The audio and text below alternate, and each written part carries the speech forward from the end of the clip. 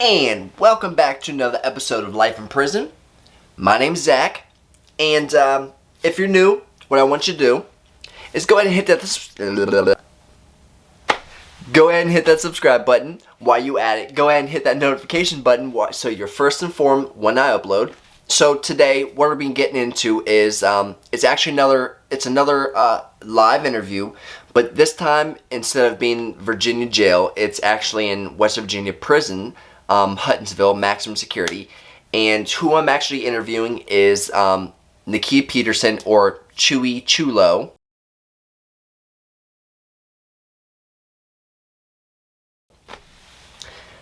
He's the one that's, notorious for tattoos, more or less, in the West Virginia jail system.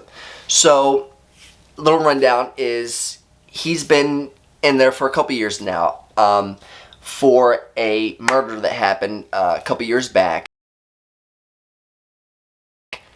Dude had gotten beaten to death, and he had gotten a life sentence. Life with the possibility of parole. I do believe he still has 8.5 years left.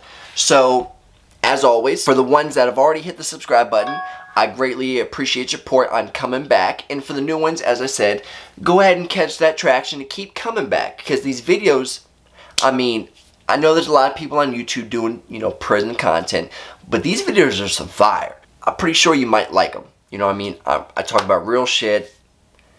I don't be lying about what I had to do and what I didn't have to do. At the end of the day, I can back my stories up more or less. As I said, I got all my paperwork, I got all my write-ups for all the shit that I've done, been through, seen. I got it all. Bringing awareness to what life really is. If you do this, this is what's going to happen. If you do this, this is what's going to happen. I've got homeboys that's still in prison for all sorts of things. So, all these bases can be covered. If you do this type of situation, this is where it's going to get you, more or less. I greatly appreciate your support. I hope that you guys enjoyed this video, and as I said, I'm gonna have a lot more live prison videos to come. Now that we got these tablets, and now that I can record these things, there's gonna be a lot of live prison interviews coming up next. So, sit back, relax, and I hope you enjoy this interview. Y'all have a good one. As always, I send my utmost love, loyalty, respect. Have a good day. Alright, let's start off by, what's your name? Nakia Peterson. Alright. Do you go by any nicknames in there? Chulo. Alright.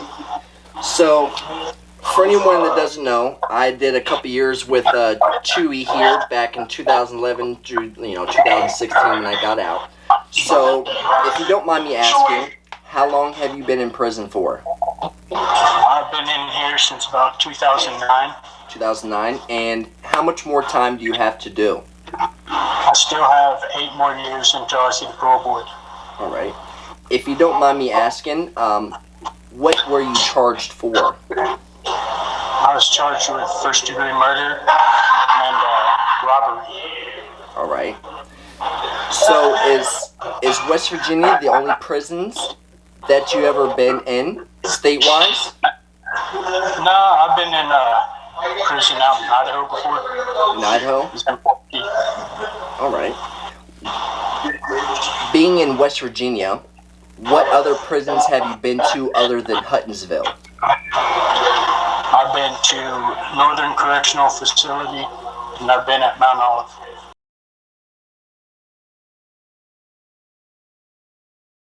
Alright. How long did you do at Mount Olive? I was only in Mount Olive for, say, about a year and a half, maybe 2 years, before they kicked me out. They kicked you out of Mount Olive. Normally they take people to Mount Olive because they got kicked out of other places. You went backwards. Yeah. The Max State Prison couldn't hold you, so they fucking kicked you out. I love it. So, between Mount Olive and Huttonsville, from doing time, which place would you say was the best time? I'd say Mount Olive. And why would you say the time was better up there? Oh, you were more like free to do whatever you wanted, pretty much. Here it's a lot strict. There's not much for you to do now since they took everything away. They got a lot more rules and stuff now up there. Yeah. So, since being at Huntsville, I know you're in a couple courses and stuff. What classes have you been taking? Just like a bunch of business classes. Okay. Like for college and stuff.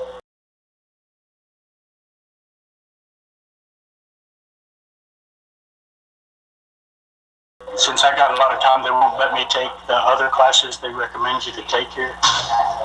So. And since taking all these classes, are you gonna apply? You know, I'm sure you're gonna apply this stuff when you get the streets. What's your end goal? You know, with finishing these classes and stuff. What would you like to achieve when you get out? For my college, Yes, sir. I'd just like to get a better understanding on how to run a business quickly. Because plan on, doing my own thing. And my own tattoo shops and stuff once I'm back out. So since I've talked about in other videos before, your name is, you're up there, with Gary Foster, Big G. Gary Foster's name's up there. Your name's up there. You know what I'm saying?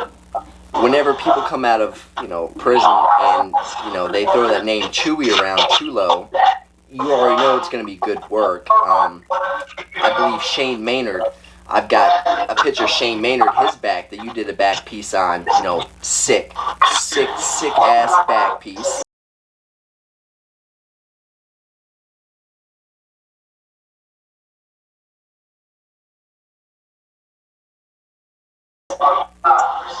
With the Nightmare on Elm Street, that shit is dope. Now, was that your passion before you went to prison, or was that, something that you gained while being locked up? I started tattooing when I was in prison before, when I was younger. Okay. I always liked it. But I got on the street and I started doing it professionally, and I wasn't out very long, so I didn't get to enjoy it out there. So when I come right back in here, I fell right back into it as a way to support myself.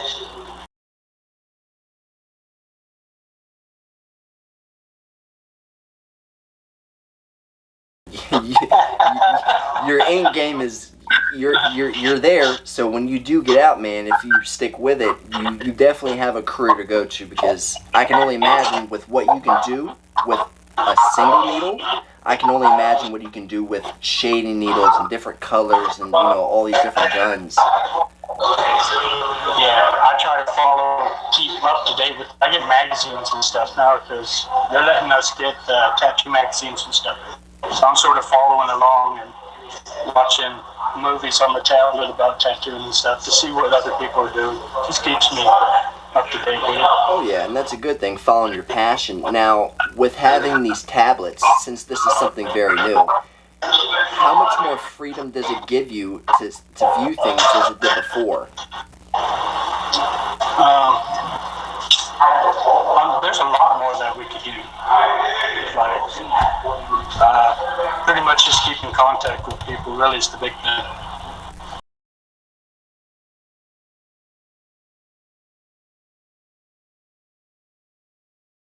But watching different shows and different things, that's staying up with new music. It's a big thing for a lot of people. Music? Oh yeah, for sure. Music is life, for sure, and it's an escape too. Now, any other hobbies have you gotten into while being in prison? Weightlifting was a big one that I never did before, but they took a lot of the weights out of here now, so it's not what it used to be, but we still do that. Everything's real restricted for the COVID stuff, so there's not much for anybody to do.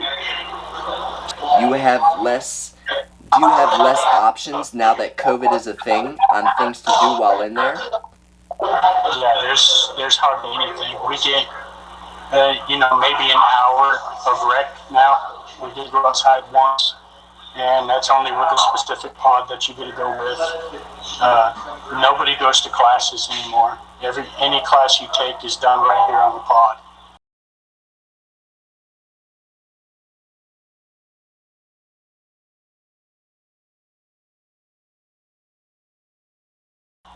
There's no more chow hall. They did away with the chow hall. So you eat, shower, rec, everything, do all your classes right on the pond. So now, instead of being in prison with all this freedom, it's kind of like you're back in the regional jail where you have selected movement now. Yeah. That's It's crazy. very, very rare that you get to leave the pod anymore. Wow, man. And it's also crazy too is when I was up there with you, we were all on the gang unit. We were all on B2. Now you've recently gotten moved off that gang unit and you're now on a college dorm, correct? Yeah, it took me several years to get off that unit. Yeah, once you're up there, even if you're not a gang member, just from being a bigger violent inmate, you know what I'm saying, it's hard getting off that pod. Yes, it is. So I'm glad I was able to get the chance to get off of there because it allowed me to move on with, I was pretty much done with everything that landed me on that pod to begin with, but still it took several years for me to get off there. I've only been off of it for I said maybe 3 years. Oh, wow. Now, was it hard adapting from living in a cell for years and years and years to moving to an open dorm where you have no secrecy? You have no, you know what I'm saying? Like, everyone can see what you're doing.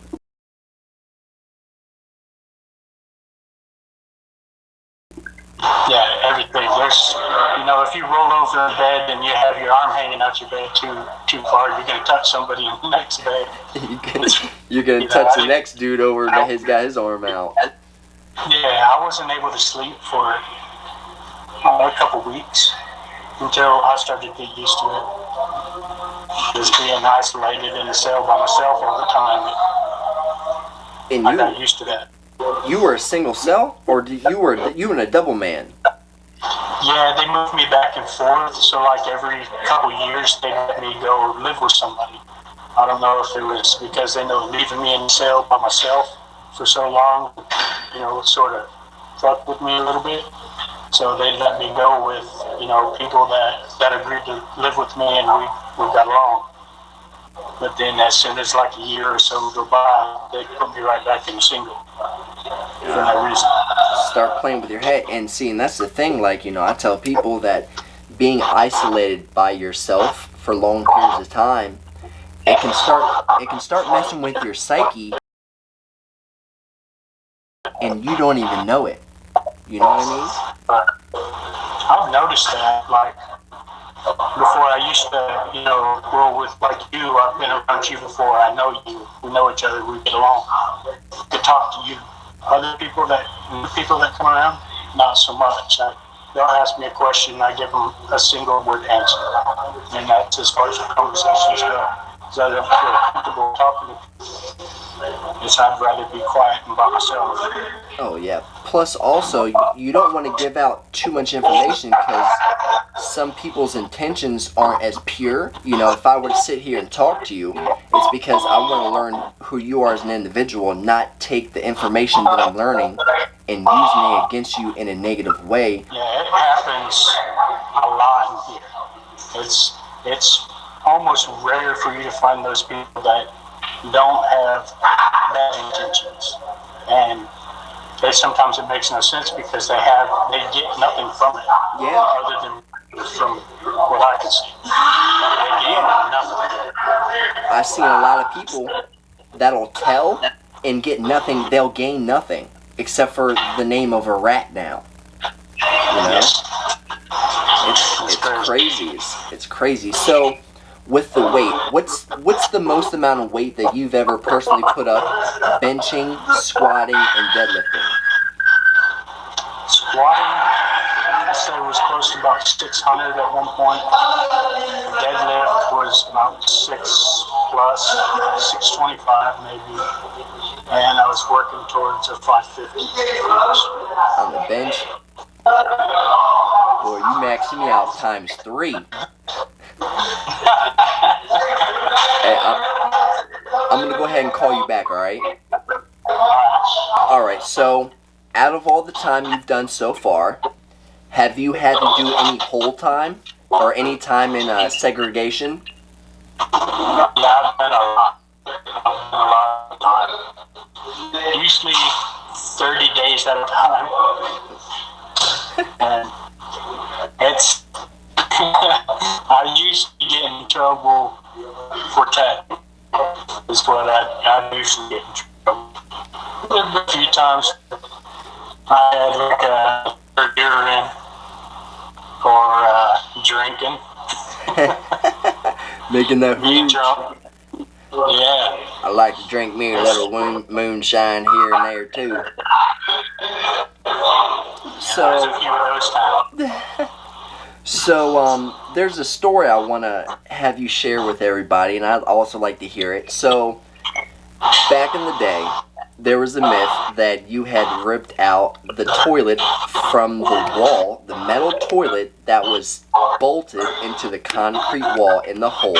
So, what happened? Well, I was in the hole for something stupid, something little. I only had to do like 15 days that time. And I was due to get out of the hole like in a day or two. And so you know about fishing, right? Yeah. Shooting the line out and stuff like that. Well, they had broke me up for fishing and said I had 101 foot of fishing line and wrote me up for destruction of state property. Well, it wasn't me. It was somebody else, but I wasn't going to tell them that. And in my head, I'm thinking, well, if I'm going to get brought up and charged for this, I'm going to make it worth my while. So I could be okay with sitting back there for an extra 30 or 60 days, whatever the time charge. And so I tore it off the wall and threw it through the window. Oh my God! Started ringing the bell and tearing the place up. Did you, And, Chewy? How did you get the toilet off the wall, though? That's what I'm trying to figure out. just grabbed it and started pulling.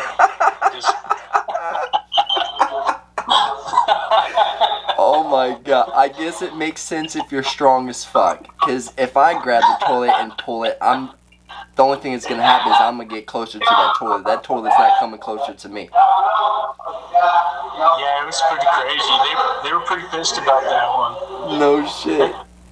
I got hand-sick over that. And so I did like 60 days and a couple extra weeks, and they charged me about $600. Did they make you stay in that same cell? No, they took me downstairs. I was soaking wet. There was water everywhere. It wasn't too long after that they put the bean holes in upstairs, because that's where they had me. Oh, on E2. This was on E2? Right. And so now we got bean holes in up there, because they had to come in the cell with me, and there was no cuffing up at the door because they didn't have the bean holes in. That they had to open that door to eventually cuff you up. Yeah, they had to come in there. I remember when they put those bean holes in because, you know, they had to take us out our cells, put us in the shower whenever they put those bean holes in because they had to cut those doors open. That is crazy. Oh my goodness, man. They still bring it up every couple weeks, every couple months. Every couple One of the older speakers talk about it. The newer ones that come in have heard about it and they ask me about it. Yeah, you know, it's been 5.5 years since I've been in prison. I'm still talking about it. Like, it doesn't happen. This stuff does not happen. Some of the stuff that goes on in here, you won't see it anywhere else. Oh, absolutely not. I just did a video last week and I was talking about Spaceman. Booty popping the plungers in the hole and how he used to sag his pants with his butt hanging out. Yeah, man, they found him in there with them corn cobs or whatever, too. Nuh-uh.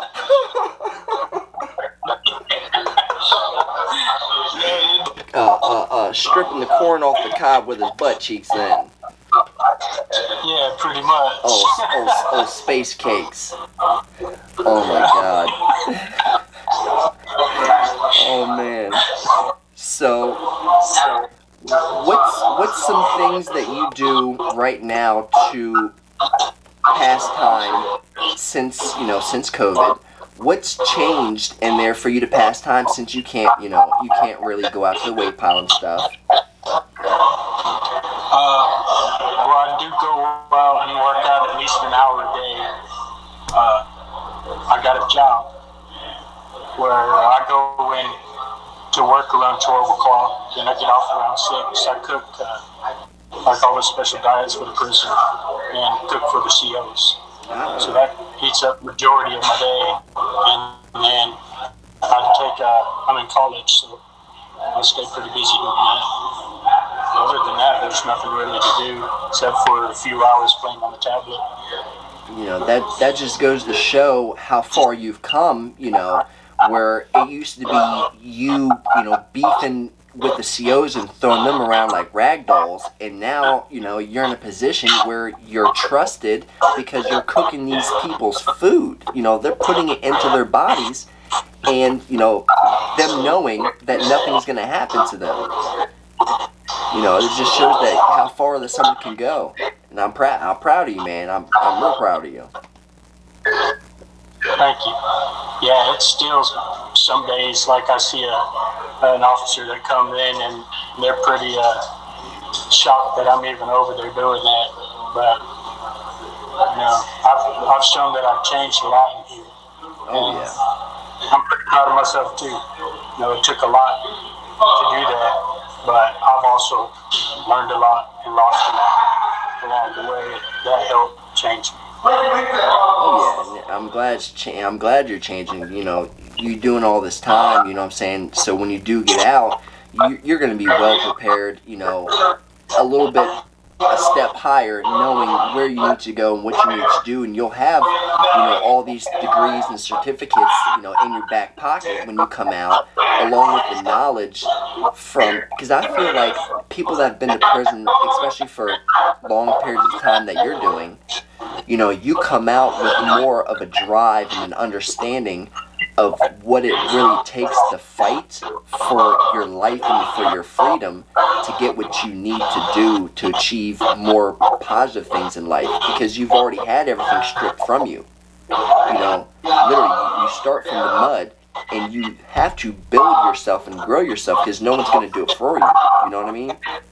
So you're going to be, I have high faith that you're going to be well prepared, because you've seen it all. You've mostly done it all, and you still took all that negative and you turned it into a positive, knowing where you need to go. Yeah, like I sit back some days and I think about all the negative stuff that I've done in my life, and most of it I'm embarrassed about it. But that's what drives me to work harder and be a better person. Not to erase what I did, but I don't even know how to put it. But it makes me feel better. It makes me work down much harder to become that better person. And you're definitely becoming that person. Well, time's winding down. I greatly appreciate Chulo for your time and for bits and pieces of your story. Obviously, I'm definitely gonna want to get you back up here and get more of what's going on, because I'm pretty sure the subscribers are gonna love you just as much as I love you from doing all the time together. I greatly appreciate you, man. Thank you for doing this with me. It's something new, man. It's fun. I appreciate it. And by the way, I'm gonna go ahead and shoot you that. All right. All right, bro. All right. I love you, man. Take it easy.